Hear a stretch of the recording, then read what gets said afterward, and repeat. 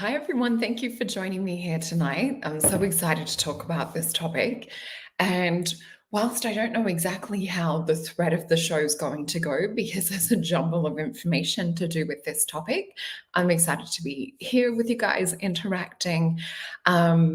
Yeah, and I did pull some cards as well to have a look into like why it was that we were looking into this topic of are we living in a matrix? So thank you everyone for joining. I really appreciate it. And please remember to hit that like, share, subscribe over on either YouTube or Rumble. And we do appreciate all of the shares as well and growing our community. And I'm so excited to see you guys on our little community app that Julie has created as well. It's been really fun seeing your posts and stories. I just want to remind you guys, we do have the Atlantis activation coming up, which will be on the 14th of June with Elena. And this will be really special for our community too, because a lot of us have had Atlantean past lives. So it's really going to help us to like dive in deep and access those beautiful gifts that we may have suppressed from those lifetimes. So you can see Sophie's readings and you can see my readings as well. So we do have 10% off at the moment. So using the code Jupiter, as you can see in all caps for starseed readings, mystical oracle readings. And I just wanted to also, let me bring this up. So I do have at the moment as well, where you can see, this is an example of a client's recent aura drawing. So we have a lot of like activation things going on at the moment with my clients, which is just beautiful to see. And I love chatting to each and every one of you about the different things that are coming up in your energy field. So this is just one example. You can see a crown chakra activation, light language. This gorgeous client actually does speak a lot of different light languages. So yeah, it's always amazing for me to see things like this in auras and then to find out that, you know, the person has a connection with that and it actually deeply means something to them. This is another gorgeous aura drawing. So we can see there's a golden kind of crystalline energy that's being activated in this beautiful field. And I have read for this person for quite a few times. And it's so lovely because we do see how there's a different kind of like evolution with people too. So your aura doesn't stay the same. It changes moment to moment, depending on what we're talking about. But we do see a big, beautiful, greater spiritual shifts as this ascension timeline goes a little bit deeper. So this will also be, oh, hello, my gorgeous Sophie. It's so lovely to see you here. So yeah, we do see a lot of shift and change at the moment to do with the solar eclipse that we had this year. You know, other things that we're seeing astrologically, like planetary alignments and that, are also helping us to get deeper into this activation of the crystalline body. So I'm seeing a lot of crystalline energy in auras at the moment. So the cards that we had for tonight were out of my sacred geometry deck, and we have the card of Together. So with these dives that we do, looking into galactic topics or looking into topics connected to do with the universe. Oh, and I just saw someone said hi, Elena. So Elena might be here as well. Hello, gorgeous. Oh, you are. It's so lovely to see you girls here. I love you both. And I love our audience too. And we had the card of Octahedron. So this was interesting. The Octahedron came up. So yeah, we're definitely going on this journey together. And I went and grabbed my Octahedron crystal. Now, what's interesting with this, when we're looking at the Matrix, tonight we're going to be decoding a little bit of the Matrix movie as well, because there's deeper hidden messages to do with the characters. We're going to look into the gematria behind some of the names, because there's a lot of clues hidden in that as well. But yeah, with octahedrons, these actually change shape in the ground over thousands of years. They go from this beautiful octahedronal shape, and this is a fluorite, if anyone wondering, and they switch into a cube, and then they morph back into excuse me, into this octahedron shape. So they're always kind of morphing and changing. They're not staying the same. So these are really amazing for when you want to access like higher realms or sort of connect in and interface with our higher part. And we'll talk tonight too on eighth dimensional quasi crystals and how they can be deduced down into like four-dimensional crystals. So if we think about this morphing and changing shape, we're going to be looking a little bit into the holographic side of things, because perhaps if we sort of set the tone with, you know, what is this that we're living in, or, you know, this matrix? Yeah, just like us rainbow sun. So always shifting and changing. So if we're looking at this question tonight for are we living in a matrix, it's good to kind of look at it from the holographic or higher point of view, and us maybe perhaps being a physical avatar down. So we'll have a look into what is the interface between the higher dimensional parts of us and this sim kind of reality game that we're playing down here, which is, you know, can be fun at times, but I know for a lot of people at the moment, it has been a bit stressful. So let me have a look into where Spirit would like to start. So we see talks of, you know, living in a matrix or things like this. We have talked about it in some of the other shows too. Thank you, Lorianne. So yeah, we see this in Jupiter ascending. They have, you know, other planets and other kind of different things going on galactically, harvesting of soul energy and things like Loosh, which we know happens down here in this matrix as well.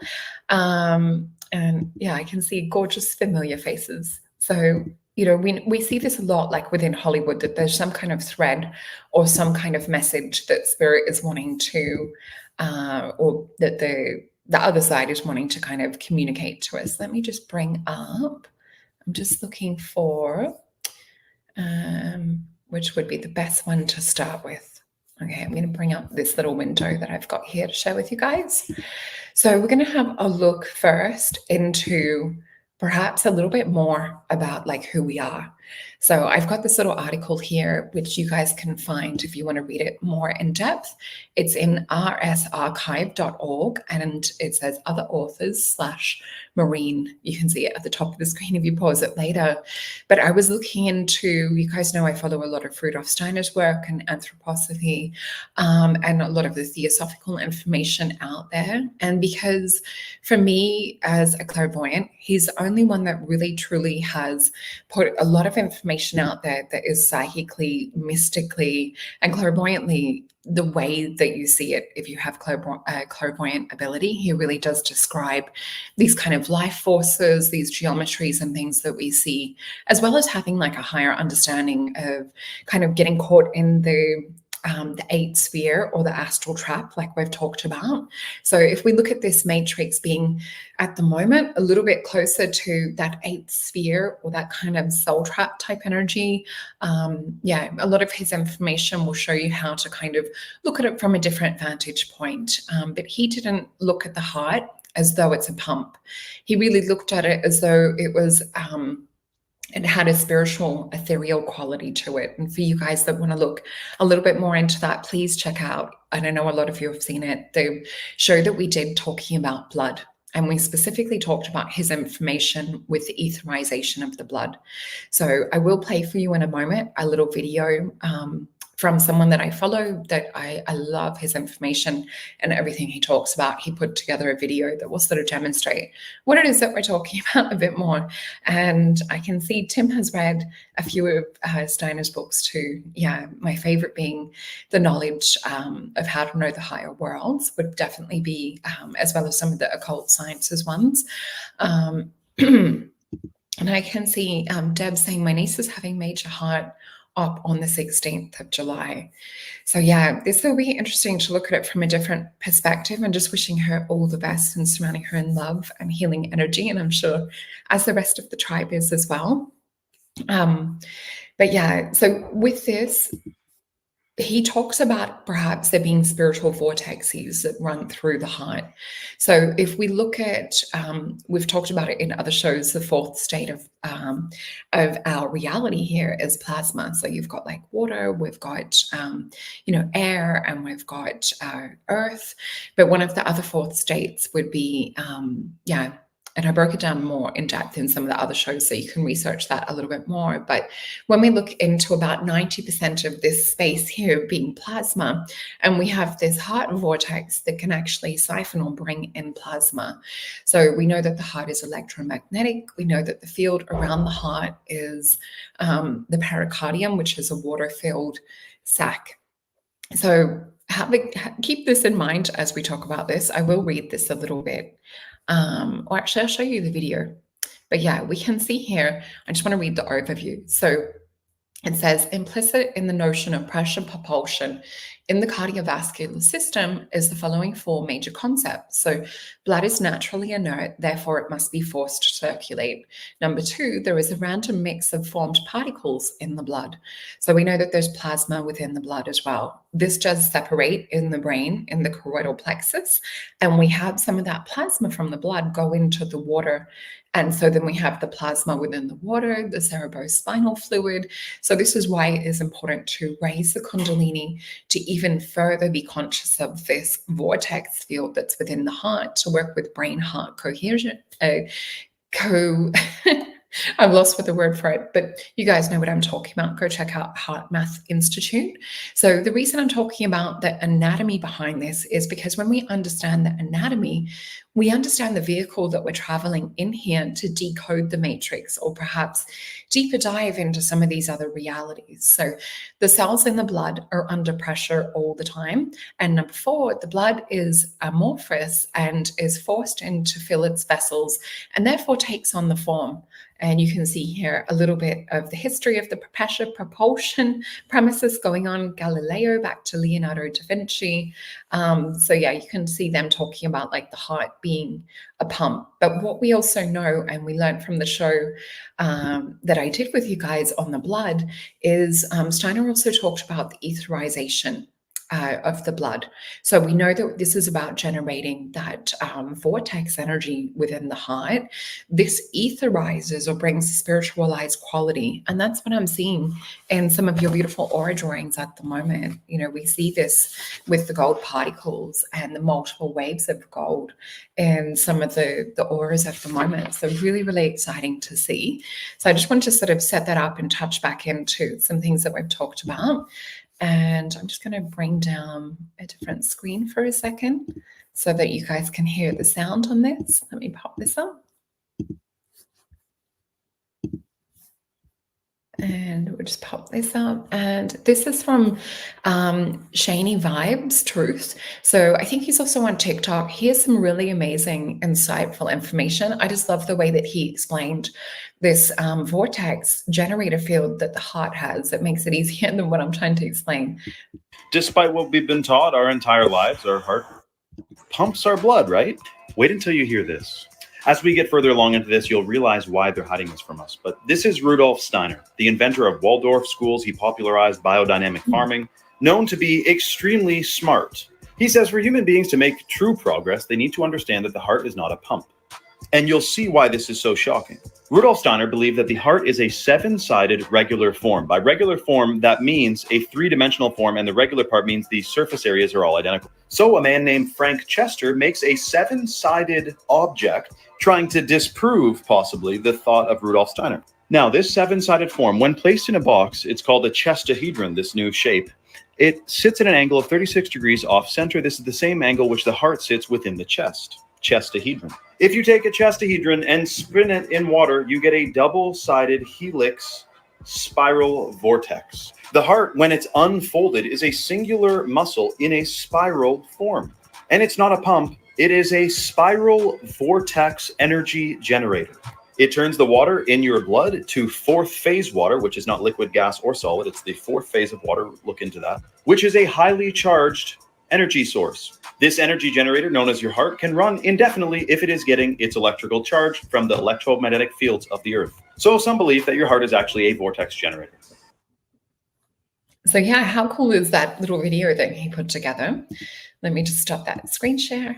And so what I also want to show you too is another little video, or there's a video in this, but I'll read to you guys as well. So if we're looking into, actually I'll put together, so if we're looking at this heart being the vortex generator, we also want to look at, you know, the crystals that we talk about quite often on my shows here, because it is a big part of the fundamental understanding of how we're operating and driving this, as some people would say, meat suit. So if we look into crystals, we know that crystals can be sort of like an interface, and we know that we have crystals not just within our body, in our pineal and ears, which form a tetrahedron, which we know tetrahedrons relate to the fire element, or the spiritual wands card in tarot as well. But if we're looking at how spirit would interface from a higher dimension, this would be the point of interaction or the point of the gateway to get into the physical avatar or body.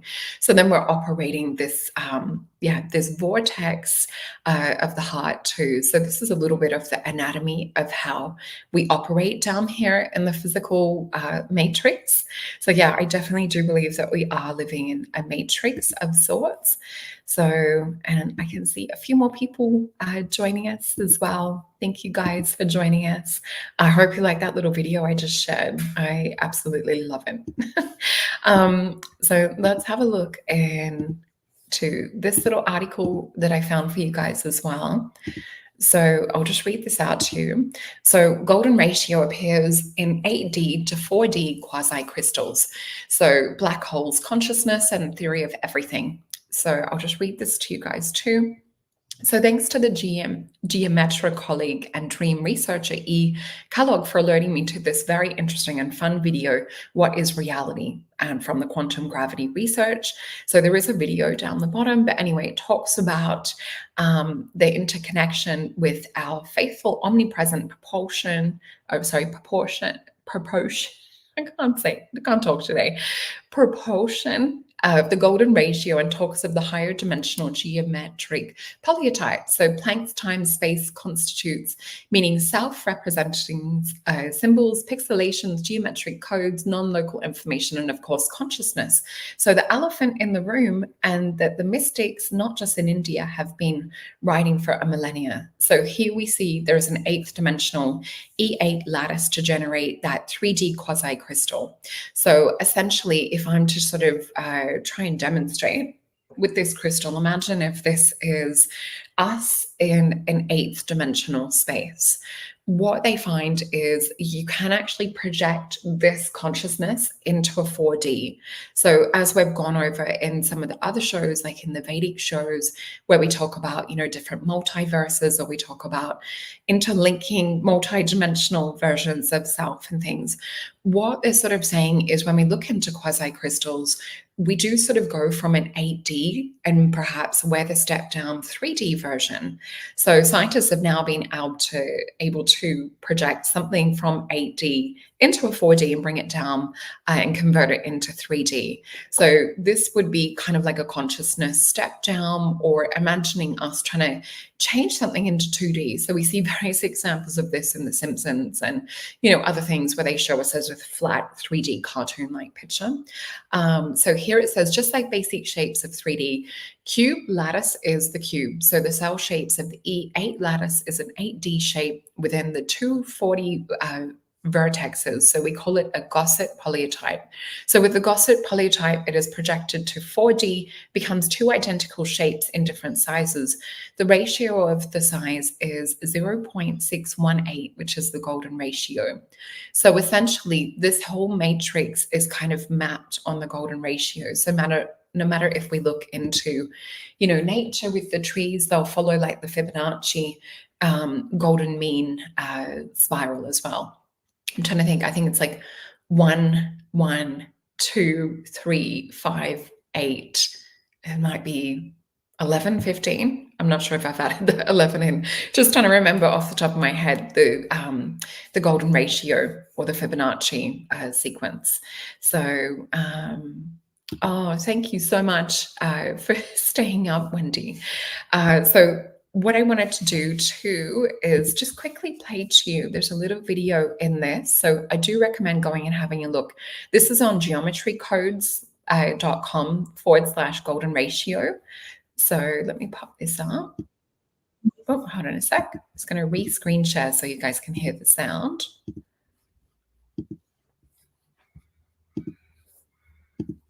So this is just describing, and I'm going to pop it off. I had it on like double speed. Let me put it on normal. Crystal. Yep, that's right. An 8-dimensional crystal is projected to 4D at a very particular angle, which forms a 4D quasi-crystal. And from this 4D quasi-crystal, they derive a 3D quasi-crystal, which they believe is the fundamental substructure of all of reality. This 3D quasi-crystal has a fundamental building block, a tetrahedron, which is a three-dimensional equilateral triangle. The size of each edge on this shape is the smallest possible length that can exist. This is called the Planck length. It's 10 to the 35 times smaller than a meter. So you know how your TV screen is broken down into building blocks called pixels? A pixel is the smallest possible indivisible unit of the 2D screen. So think of reality as your TV screen, but in 3D. And think of the tetrahedron as a 3D pixel, the smallest possible indivisible unit of reality. The tetrahedron. I'm just going to stop that here. So with that, we also see, me talking about with the tetrahedron, and you see they're talking about the tetrahedra there as well. So you'll see that different shapes keep showing up on different kind of levels. So with this, let me see what my next one was. Oh, I've just found there was this one, which is on Gaia.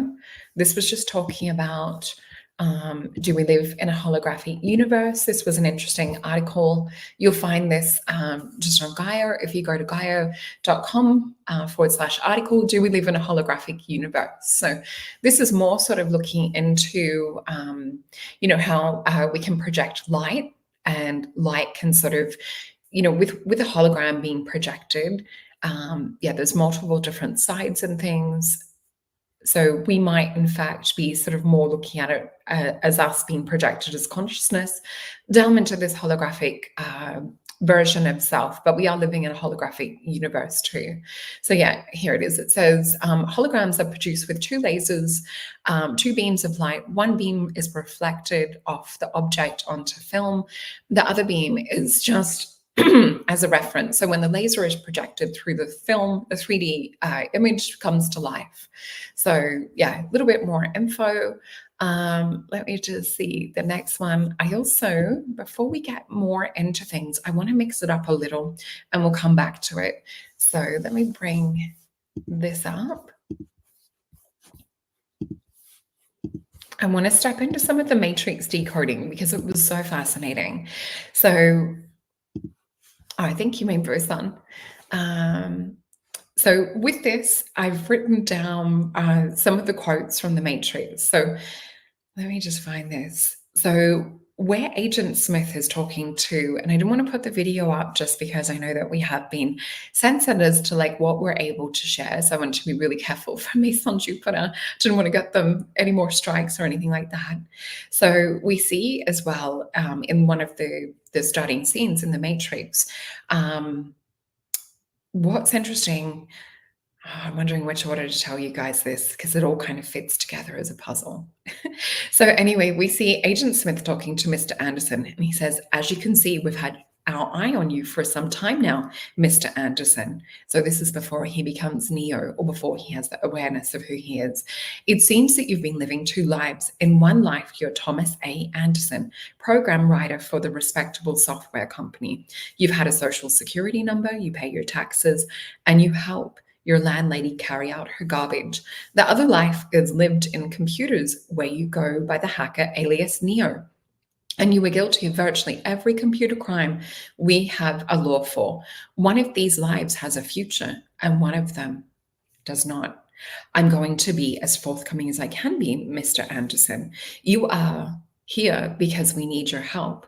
We know that you have been contacted by a certain individual, the man that calls himself Morpheus. Now, whatever you think you know about this man is irrelevant.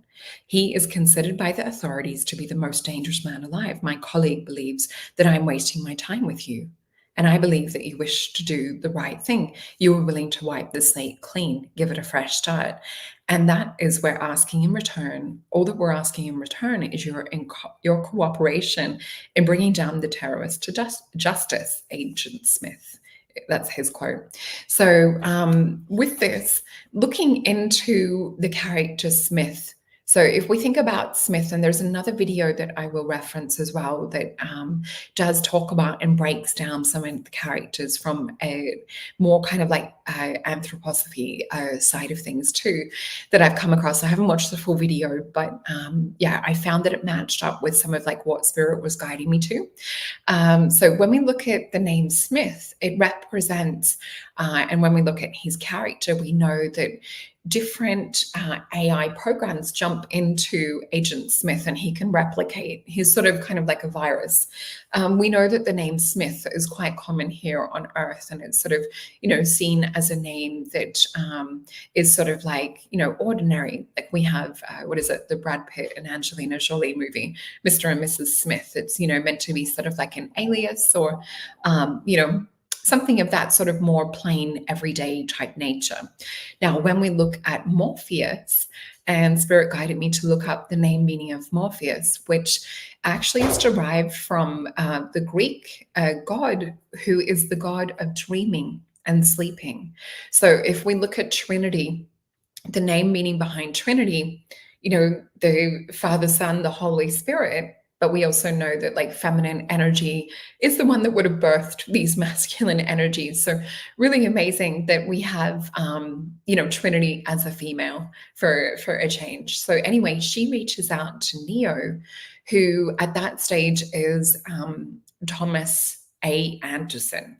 So if we look into, and this guy that I'll show you the video to in a sec, he was talking about the name Thomas being related to the doubting Thomas that they talk about, you know, throughout history. And I think it's in the Bible as well. Anyway, so we're looking at Trinity, the Father, Son, the Holy Spirit, reaching out to a doubting Thomas. And when we look into, and I think I wrote down the name Anderson as well. Oh, that's right. This guy in this video talks about Anderson being, when you break it down, it represents like Adam and man. So the Trinity, the Father, Son, the Holy Spirit, reaching out to someone who's doubting, and they're also sort of like the Son of God. So that I found really interesting. And then he's contacted by Morpheus, who, you know, is the god of dreaming and the god of sleeping, and taken to the oracle. So is he perhaps kind of like in a dream world or another type of consciousness? Because we see him covered in silver, you know, when he does take the blue pill, take the red pill, which takes him into the actual true world as well. So there's a lot of like hidden symbolism and different things. Let me just see. There was some quotes and things that we have as well. I'm just finding where we have them. Oh, that's right. I wrote down some of the gematria connected as well. So we see as well, one of the other quotes too, unfortunately, no one can be told what the Matrix is. You have to see it for yourself. The Matrix is the world that has been pulled over your eyes to blind you from the truth. So this is one from Morpheus as well. So if we're looking at us, this world, from that kind of perspective, and I know like a lot of you guys are red pilling family members and things like that, we definitely don't really have many blue pill people kind of left, you know, within the community, if any at all. Spirit for me for the last year has been talking about gold pilling. So many of you are gold pilling and sort of leading or holding this this beautiful light by example and taking that further forth. And that is illuminating. And if we think about it in a crystalline aura sense, your crystals are creating and activating other people's auric fields. So that whole thing about, you know, not wanting us to be 6 feet or closer, we really are upgrading and sort of activating things within this little crystalline communication that's happening. So the other favorite quote that I had from this as well is the spoon quote. So many of you will remember, you know, with the spoon, the little boy says, let me just read this out. So it was around, I don't know if I have the quote written down, but anyway, the little boy is telling Neo when he's in the waiting room to talk to the oracle. That's so funny. Thank you, Tim. So yeah, he's telling him, try not to focus your mind on the spoon, but try to become the spoon. And we see this in martial arts, which I know, Tim, you're familiar with. But they talk about, and there was a great episode, I think it was Becoming Superhuman or Supernatural on Gaia as well. Oh, it's the fairies. I have to watch this back. So yeah, there was episodes, I think it was maybe a 4 or 5 part series, Becoming Supernatural on Gaia. Anyway, they had a guy from Russia. They had another man, I forget which Asian country he was from, but each of them had learned to work with their aura, learn to work with their kundalini, with their chakras, with psychic energy. And one of the men from Russia, he actually would tune into his energy field, touch a table, and could move a table through putting his hands and inserting it into the fabric of the table. So what he was saying was he actually becomes the table and sort of merges his particles with it. So if we're looking at this with Neo, that's how the spoon gets bent with the little boy. And when Neo unbecomes the mind trying to look at it. So if we're looking at how we can interact more with this matrix, we have this fabric of being able to connect with everything too. I love that, Jody. That's so cute. Thanks, Tim. Yeah, Lyra is in another room at the moment because she's playing. So when we look at things like DMT or activating the dimethyltryptamine, we're able to see outside of just this matrix, but perhaps we're looking into how we were talking before about other dimensions and things being projected. So perhaps we're looking at maybe going up a little bit higher. We do hear about the elves in the machine, when it comes to psychedelics and things too. So what's interesting is further along in the matrix, and I forget if it's number 3 perhaps, but Neo loses, his eyes or his sight and is blindfolded. And that's where he's forced to actually kind of go in and use the spiritual sight, and he sees with light. There's a lot of light kind of going into darkness. There's even another scene, it might be in that same movie with the Matrix, but he actually goes into, well, he lets Agent Smith take him over with black goo and sort of assimilates into this virus and then puts light through the virus or the black goo or Agent Smith as well. So we've got a lot of this, even though these movies were made in I think it was 1999, I think the first one came out. I think I was maybe in high school or college. But yeah, if we look at how this is kind of unfolded to reveal some truths about our modern day matrix, it's really fascinating. So let's have a look into... So yeah, he's essentially destroying the virus or the code with the AI. And we know that there's an AI component that's connected with the black goo side of things as well. So let me make sure that I'm covering all of this. I will just pop up this little YouTube quickly so you can see where I referenced. It was Seth Miller's YouTube video. So for any of you guys that love The Matrix or love anthroposophy, I'm only partway through this at the moment, so I can't wait to watch the rest of it. But he is breaking down Thomas A. Anderson. But yeah, also it's interesting talking about Neo being the one and things. So the other thing that's important with us actually kind of breaking out of this matrix or understanding how to kind of work with it more. And you guys have seen me talk about this in various different shows. We have looking at brainwaves. So this is just a little poster. So we know with brainwaves, it's really important to get into alpha or perhaps even into gamma. So what we're seeing is a frequency. So we know that crystals, which we have within us, oscillate. So they're not really physical, but they're not really kind of, existing in a higher dimensional state too. So just like the wings of a bee, they're not actually flapping, they're vibrating. So we are actually vibrating and we're light. So if we can get into brainwaves, we can kind of control this avatar a lot more as well. So something to think about. The other thing that I want to share with you guys is this cross-section cut of DNA. So many of you will recognize this flower of life, which also holds the golden ratio. Now, what is interesting is with psychedelics is that some people will actually see how we saw on that quasi video that I showed you before, where, and I'll just put this away. Let me just see. We don't need that up anymore. So, you know, it almost looked like Minecraft or like a pixelation. So even one of my experiences with DMT, I've actually seen where the clouds look fully pixelated and like squares. It literally look like Minecraft. So that was quite interesting. Thank you, Larianne. That is so sweet. So yeah, with this, what we were talking about, like with the flower of life, some people will actually see a grid or a pattern network that looks to be across the dome that is the flower of life. So, you know, the inside, the outside, and I see Seema Dragon also talking about DMT is amazing. And if we're looking at that being a catalyst to kind of see within the you know, the matrix. Oh, and I see you're in Melbourne too. Hello. So lovely to have a local here. So yeah, with DMT, it's perhaps that interface that helps open up the crystals or activate the crystals. So it actually purges and decalcifies the pineal gland. So with this, I have talked about on other shows that Blue Lotus has DMT too. So it enables us to widen our scope.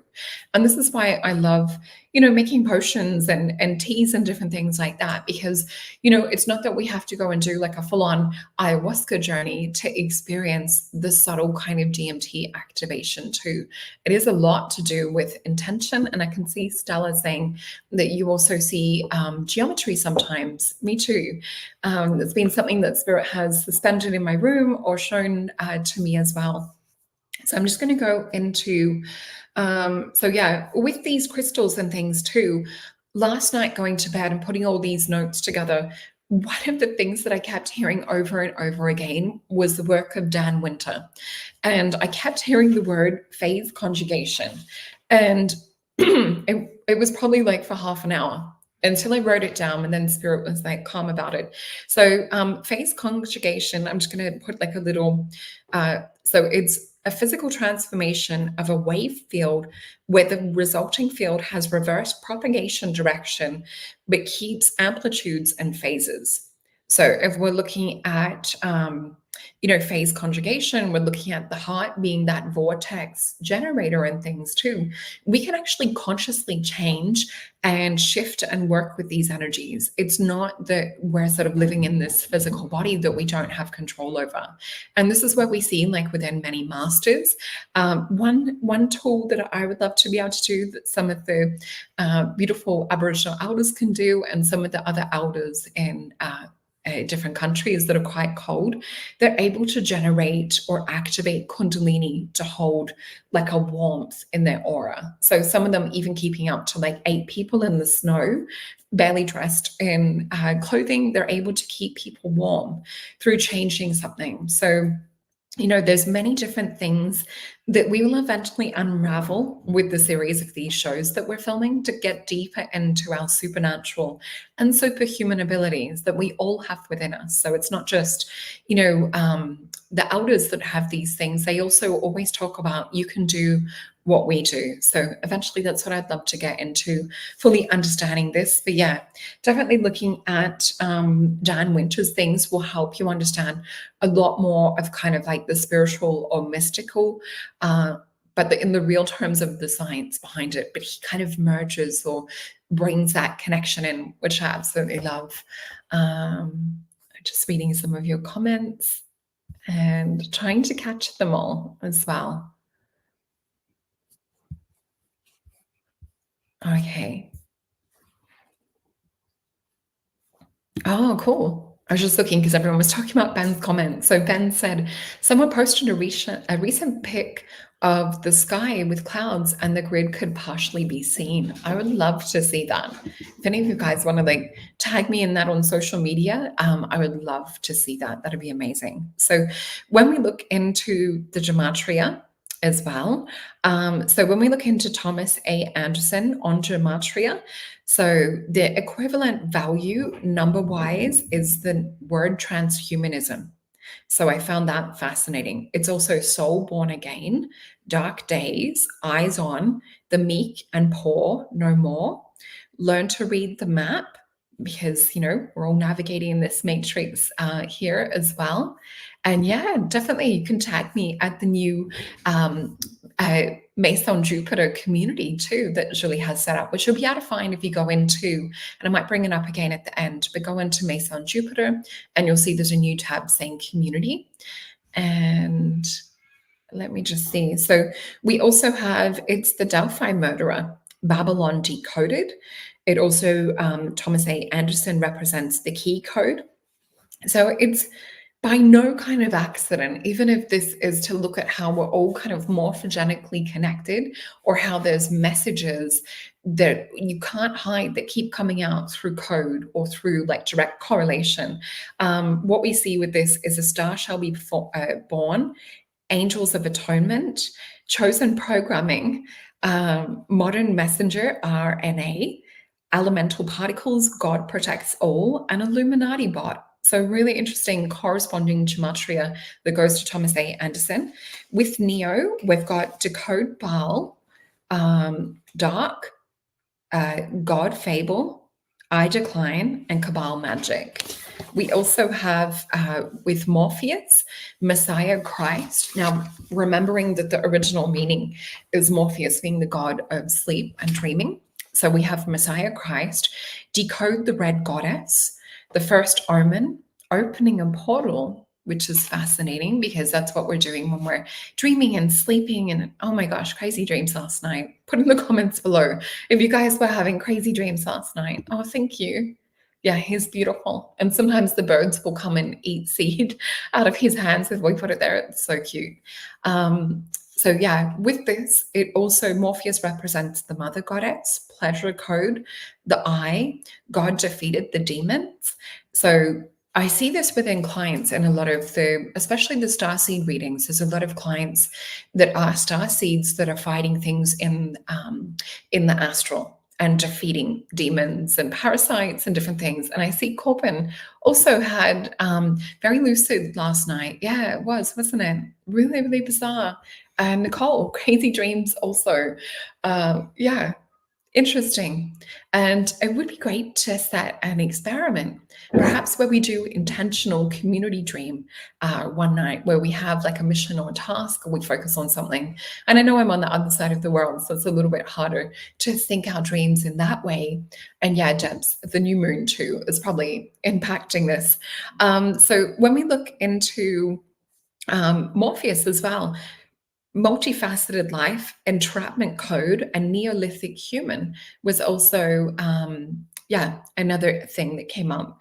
So let me just see. Oh, in Greek, Neo also represents new or represents young. And it's funny because they talk about like neoclassical, art and things, I think more referenced in a different timing. But yeah, let me just see what else. So Trinity in gematria is the tetragrammatron, which in Hebrew, and I don't know if you guys can see my little crazy notes, but see how I've drawn anyway, that pyramid that has, or that triangle tetrahedron that has the Hebrew letters within it, these 4 letters are associated with YHWH, which we know is the symbol for Yod-Heh-Vod-Heh or Yahweh as well. So the tetragrammatron was associated with Trinity. It also represents in gematria, decode the letter number, blood of my blood. And we know how special blood is, especially when we look into the show that I did on blood. Angels are protecting me. God is all energy. The high priestess is Pleiadian. Reptilians, false teacher, a star family, and Trump implodes. I thought was an interesting one that was also connected with Trinity. So with this, let me just see if there's anything else. We talked about the crystals, which I do see, and Spirit was showing me with this that we can actually pulse, or when we feel into how these crystals are oscillating within our third eye and ears, and we focus on this tetrahedron, this is a way to interface back up that system, or back up into the higher dimensional space, so that we perhaps get a little bit more out, or a little bit more loosely connected with the matrix, and see who is operating on the other side of this avatar. So definitely feeling or meditating into this pulse wave and the vortex generator and things that we have within the body. So we also have, like on Earth, when we look at things holographically, you've seen me talk about Mount Meru being like magnetic, being kind of like the center of the motherboard down here, if we're looking at it in terms of, living in more of a simulation or a matrix. So yeah, definitely look into like phase conjugated science with Dan Winter to get a little bit deeper into it. And I did have some questions that Spirit wanted to look into. So we'll look into some cards and things. But if you guys have questions for me on the matrix, like the actual matrix that we're living in, I'm just checking if there's any comments here that I've missed. And I can see Tammy saying, I feel tense at night and I feel tired when I wake up. Yeah, a lot of us are off exploring other dimensional realities, timelines. We're doing a lot of cleanup work in the astral. You'll also notice sometimes that your brain or subconscious will be clearing out and finishing off things that are, kind of echoing or going on within here. And yeah, Tim, I definitely agree. We definitely need to do a part 2 for this. And I actually had some blood tests and things done the other day. And what I noticed that was different compared to when I had some blood tests done last year was, and I don't like to get them done, but I really want to make sure I'm optimizing in terms of health and things. And what I noticed was there was a different kind of etherized energy in the blood. It actually looked like it had like a glow, like a golden kind of energy coming off of it. Looking at it with auric eyes, it actually felt like there was that kind of more spiritualization or etherization that had happened. And it actually just looked kind of like magic compared to perhaps this time last year. So let me just see. Oh, I missed it. I get so involved like talking to you guys that I miss some of these things. So before we get into questions, I do have one more video to play you guys. Let me pop this up and make sure we've got the sound. So this is what is a quark. So it's just explained in 1 minute. You will notice, just to sort of set this up, that you will see the pattern of a quark being the 3 circles with the interconnecting tetrahedron or triangle type shape. So looking at like with quarks, it'll talk about protons and neutrons and things as well. This is more kind of underneath, looking at the physics behind who we are and what we're made up of. Quarks are the ultimate building blocks of visible matter in the universe. If we could zoom in on an atom in your body, you would see that it consists of electrons swarming in orbits around a nucleus of protons and neutrons. And if we could zoom in on one of those protons or neutrons, we'd find that they themselves are made up of a trio of particles that are so small that they have almost no size at all and are little more than points. These point-like particles are the quarks. Quarks are elementary particles. Like electrons, they are not made up of any other particles. You could say that they are on the ground floor of the standard model of particle physics. It turns out that there are actually 6 types or flavors of quarks in total. Besides the up, down, and the strange quarks, there are also charm, top, and bottom quarks. So yeah, that was just an interesting video.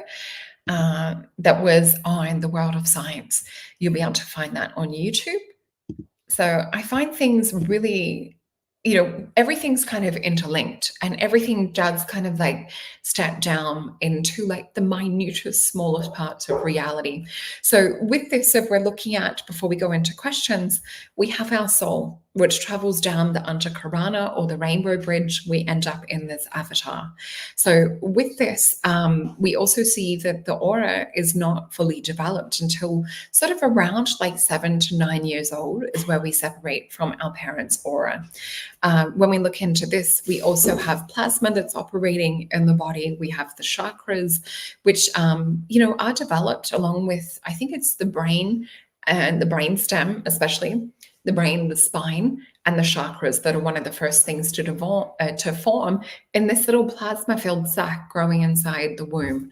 So we see that like energy and plasma and the brain and the heart, these little electromagnetic energies are essentially some of the first parts of being activated or animated on a physical level in this world or reality. So our soul does not usually fully anchor or come in. From what I've seen in photos and things with some home births, you see that soul energy infuse as the baby is passing through the mum. Some souls will infuse like a lot earlier on, but there will be a level of kind of, attachment, but it's more that they occupy or come into the body more kind of like locked in a bit more as they're born, is what we've seen in some photos and things. So yeah. With this, one of the questions that I had was, what is the hidden message in the Matrix? I thought that that would be a good one to look up. And I can see here, let me just star a few things so that I can come back to them. And okay. So I just saw a question about muscle testing one's blood to know if it's okay. So I'm a kinesiologist as well. The thing is, you have to stay impartial, like when you're testing. Oh, and the other thing, I don't know, have you guys heard this? Let me know in the chats. Thank you, Lorianne, you're so sweet. Let me know in the chat below. I know that people say don't ask the time in dreams, don't eat food in dreams and things like that. This week in dreams, I've been eating food. I don't know about you guys, but it's been like chocolate and, other things of that sort of nature, really bizarre. So I will get to some questions in a moment. We're first going to look into this one, which is, where is it? So what is the hidden message in the movie The Matrix? Or I should say the series of 4.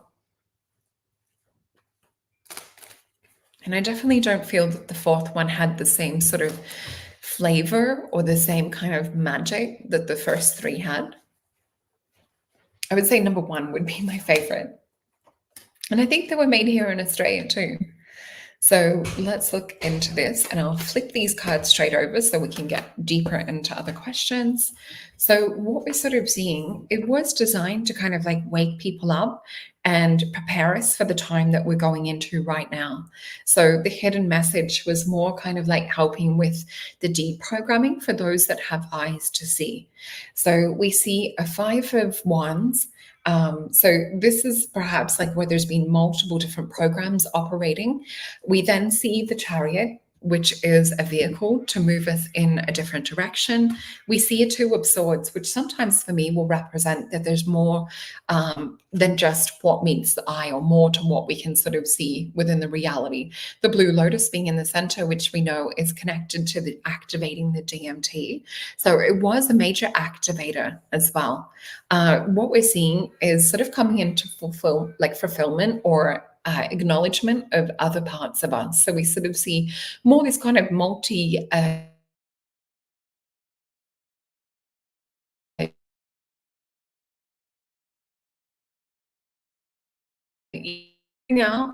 I don't know if you guys saw that glitch out for a second. Yeah, I don't think I've ever eaten in my dreams before either. Not that I can remember. Oh, I love that, Stella. That's hilarious. Yeah, weird dreams at the moment. The other thing that we do see too is the star card. So it was designed to wake up a lot of star seeds and to prepare us for the times that we're in now. So let me go to, I think Tim had a message. Let me pop this up. So question, do we think we can reprogram the matrix through consciousness? Let's have a look into the cards and see what Spirit has to say. But I definitely believe this.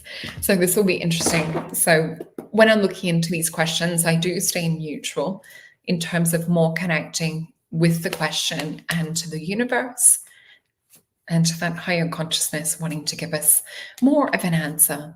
So do we think that we can program the matrix through consciousness? That also would be married from AI becoming sentient too. So if we're looking at things that are sort of created in the simulated reality, and speaking of which, people are talking about their Sims becoming sentient too. So the cards that we have is interesting because usually I'll lay them out in a certain pattern going from left to right. Spirit's actually giving me the cards from right to left.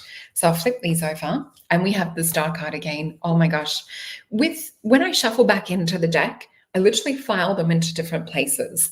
So we have two of the same cards. So the first one we have in regards to, we think that we can reprogram the matrix through consciousness. Yes.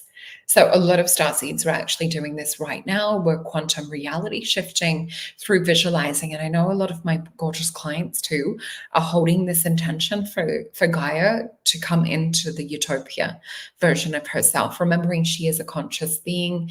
So her higher dimensional version of self would be Gaia, her lower dimensional version, just as we were talking about before, with stepping down in dimensions, would be called Earth. So so if we look at her being a holographic representation, what she can do, we can do as well. So we do see that there is a lot of trying to suppress us with the Seven of Wands, but we're becoming more sentient anyway. So we're actually seeing what's happening. So we can tap back in. So as I was saying before about focusing on these crystals within and on your beautiful heart, getting that pulsation and coherence, you can actually use this as turning the key in the vehicle to get back up and out. And when you look into the CIA document that got released on the gateway, you'll see brainwave entrainment or binaural beats or hemisync will help you to also get out. So we can definitely program it. We've got adjustment, so we can make tweaks into timelines and things too. So we're seeing this more happen, like with CERN, they're trying to do it artificially. This is actually about spiritual tweaking and making spiritual changes and things that we can actually reprogram. So that was a great question. Thank you so much for that, Tim. Seema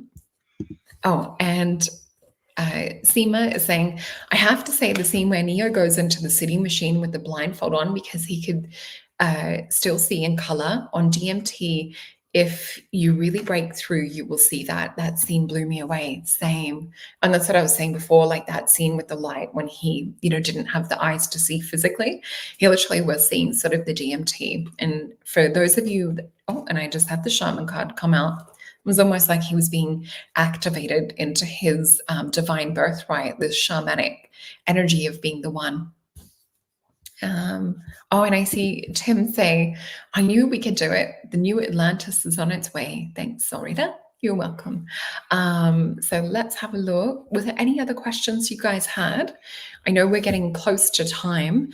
So we had a bit of a look into Spirit's view on it. How can we expand our awareness was another question that I also had. So let's have a look into this. So this would be almost becoming even more conscious, more sentient. Is there anything we can do to sort of speed this up or to help it come more into fruition in regards to the matrix?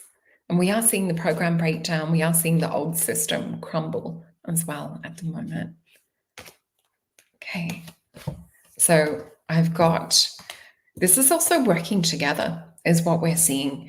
So working together in beautiful communities like we have here, Six of Discs, the card of success, we're actually trumping and overcoming a Five of disc, which is programming. So this is an energy of worry. It's a mind virus or mind parasite. And we're bringing this into the utopia version where we're more connected to our higher self. So again, we're able to kind of connect to the person operating this avatar. So the other vision I keep seeing when we talk about this is, yeah, we are so blessed. Definitely, MJ is the best community for sure. We're so blessed with this gorgeous soul family. So when we look into the Avatar movies and they're in those pods where the avatar physical body is kept, but the person's body is kept, they interface with this helmet kind of electrode type thing, and their consciousness is uploaded into the physical. So they're actually telling us the truth in a lot of movies and putting it right in front of our faces. So what we're seeing with this is that, yeah, we can sort of speed things up, but it's to work together collectively. So we might do a bit more meditation work in some of these shows coming up where we actually activate and integrate some of these interfaces that we're talking about. And I saw Ben had a question.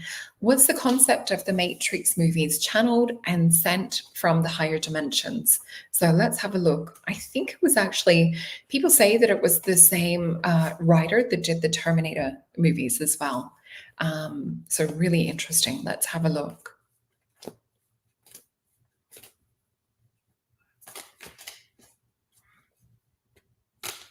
And it was also put together by, it was the Wachowskis. They were called the Wachowski brothers at the time. Now they're Wachowskis because there's things going on for those of you that have the eyes to see that, yeah, you would know why they're no longer the Wachowski brothers. There's a change in that. They have got other series and TV shows and movies and things that are sort of along that similar consciousness stimulating theme. So let's have a look into, was the concept of the Matrix movies channeled and sent from higher dimensions?